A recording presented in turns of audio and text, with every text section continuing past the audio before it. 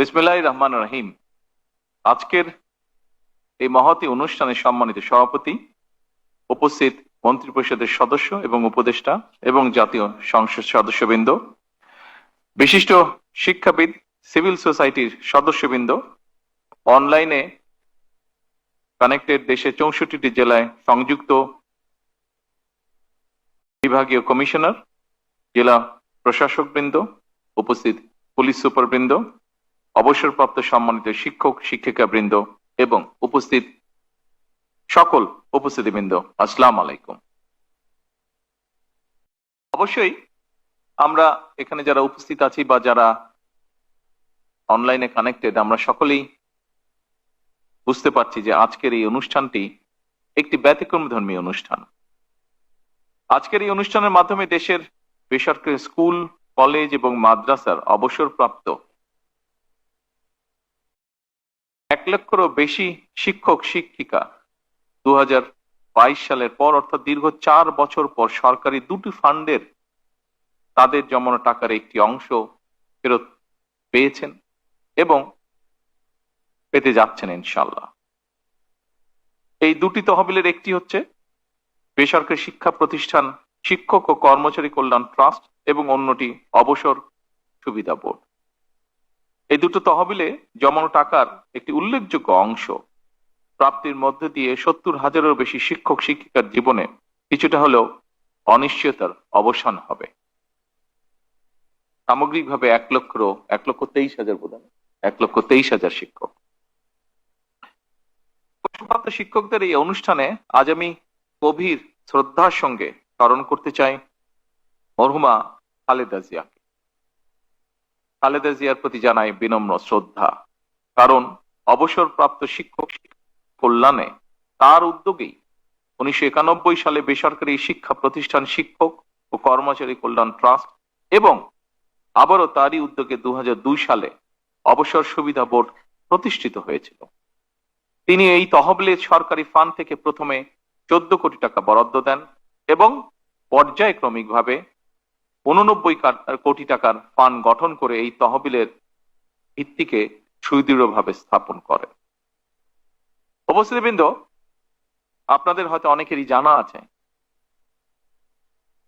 সাবেক প্রধানমন্ত্রী মরহুমা খালেদা জিয়া বরাবরই শিক্ষক, শিক্ষা, শিক্ষিকা, শিক্ষার্থী সম্পর্কে ইতিবাচক মনোভাব পোষণ করতেন। বিশেষ করে নারীদের একাডেমিক শিক্ষায় শিক্ষিত করার ক্ষেত্রে তার উদ্যোগ এবং ভূমিকা আন্তর্জাতিকভাবে স্বীকৃত। শিক্ষা বিস্তারে সাবেক প্রধানমন্ত্রী মরহুমা বেগম খালেদা জিয়া চালু করা শিক্ষা উপবৃত্তি এবং নারীদের বিনা বেতনে শিক্ষার সুযোগ শিক্ষা বিস্তারের ক্ষেত্রে বিশ্বের বিভিন্ন দেশে মডেল হিসাবে অনুসরণ করছে। আমরা মহান রব্বুল আলামিনের দরবারে মরহুমা খালেদা জিয়ার মাগফিরাত কামনা করি। প্রিয় শিক্ষক, অবসরপ্রাপ্ত শিক্ষকদের কল্যাণ নিশ্চিত করতে প্রতিষ্ঠিত দুটি তহবিলে শিক্ষক শিক্ষিকাগণ প্রতি মাসে যে টাকা জমা দেন, সেই টাকার সঙ্গে সরকারও প্রতিটি অ্যাকাউন্টের বিপরীতে নির্দিষ্ট হারে একটি অ্যামাউন্ট জমা করেন।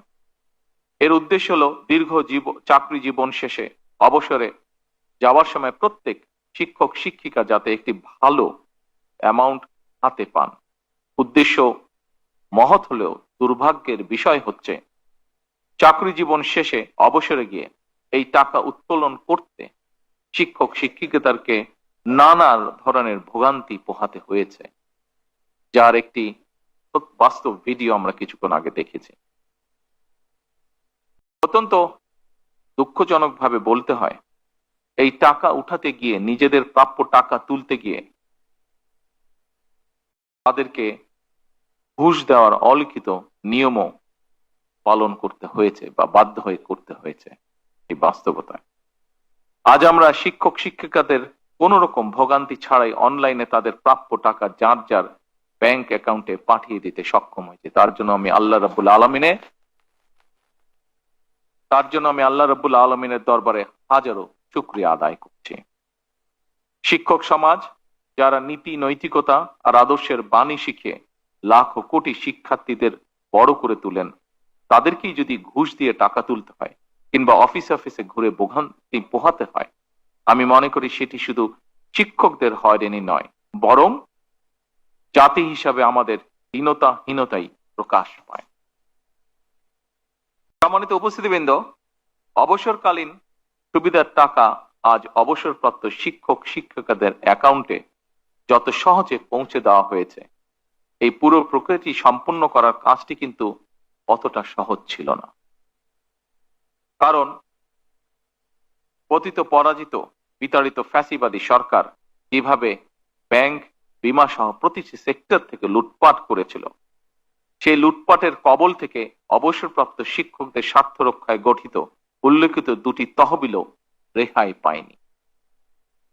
জাল ইন্ডেক্স তৈরি, লুটপাটের সুযোগ তৈরি করতে শিক্ষকদের কল্যাণ তহবিল থেকে অর্থ দুর্বল ব্যাংকে সরিয়ে নেওয়া এবং প্রযুক্তিগত অবকাঠামোকে ধ্বংস করার মাধ্যমে এই তহবিল দুটিকে প্রায় দেউলিয়া করে ফেলা হয়েছিল।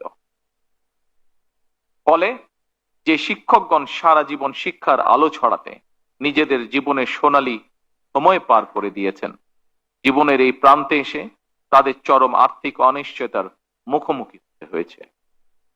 ফ্যাসিবাদী চক্রের লুটপাটের কারণে অবসরপ্রাপ্ত শিক্ষক শিক্ষিকাগণ 2022 সাল থেকে এই তহবিল হতে কোনো টাকাই পাচ্ছিলেন না। বর্তমান সরকার রাষ্ট্র পরিচালনার দায়িত্বে আসার পর অবসরপ্রাপ্ত শিক্ষক শিক্ষিকাদেরকে অবসরকালীন সুবিধার টাকা দেওয়ার সিদ্ধান্ত গ্রহণ করে, কিন্তু দেখা যায় এই ফান্ডে পর্যাপ্ত অর্থের সংস্থান নেই। ফলে অবসরপ্রাপ্ত 70,000-এরও বেশি শিক্ষক শিক্ষিকাদের দুরবস্থার কথা চিন্তা করে সরকারকে বিশেষ ব্যবস্থাপনায় আজ অবসরপ্রাপ্ত শিক্ষকদের টাকা পরিশোধ করতে হয়েছে।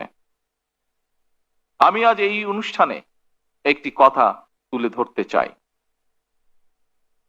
যতদিন আপনাদের নির্বাচিত বর্তমান সরকার রাষ্ট্র পরিচালনার দায়িত্বে থাকবে, ইনশাল্লাহ আমাদের সর্বোচ্চ প্রচেষ্টা থাকবে অবসরকালীন সুবিধার টাকা পেতে আপনাদেরকে আর অফিসে অফিসে ঘুরতে হবে না।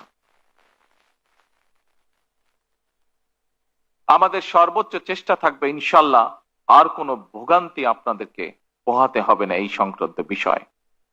আমাদের সর্বোচ্চ চেষ্টা থাকবে ইনশাল্লাহ আর কোনো মধ্যস্বত্ব ভোগীর যন্ত্রণা এই বিষয়ে আপনাদেরকে ভোগ করতে হবে না ইনশাল্লাহ। আগামী দিনগুলোতে যথাসময়ে অনলাইনে আপনাদের প্রাপ্য টাকা কোনো ভোগান্তি ছাড়াই আপনাদের অ্যাকাউন্টে যাতে পৌঁছে যায় আমাদের সর্বোচ্চ থাকবে এটি ইনশাল্লাহ। সম্মানিত শিক্ষক শিক্ষিকা বৃন্দ, বলা হয়ে থাকে শিক্ষকতা হলো একমাত্র পেশা যা অন্য সব পেশা সৃষ্টি করে। আপনারা শিক্ষকতা পেশা থেকে অবসর গ্রহণ করলেও আপনাদের কাছ থেকে শিক্ষা নিয়ে অসংখ্য শিক্ষার্থী নিজেদেরকে নানা পেশায় প্রতিষ্ঠিত করেছে এবং বর্তমানে করছে এবং ভবিষ্যতেও করবে। এখানেই একজন শিক্ষকের সার্থকতা। সুতরাং আপনারা প্রচলিত নিয়মে শিক্ষকতা পেশা থেকে অবসর গ্রহণ করলেও শিক্ষক হিসেবে আপনাদের দায়িত্ব শেষ হয়ে যায়নি। আপনারা এখনো সমাজের শিক্ষক। বাংলাদেশের আহ্বান কালের ধর্মীয়, সামাজিক এবং পারিবারিক মূল্যবোধ প্রতিষ্ঠায় এখনো জনমানসে আপনাদের ভূমিকা সর্বজনগ্রাহ্য। সুতরাং আপনারা জীবনের শেষ দিন পর্যন্ত আমাদের চলমান এই সমাজে আলোকবর্তিকা হিসেবে ভূমিকা রাখবেন ইনশাআল্লাহ।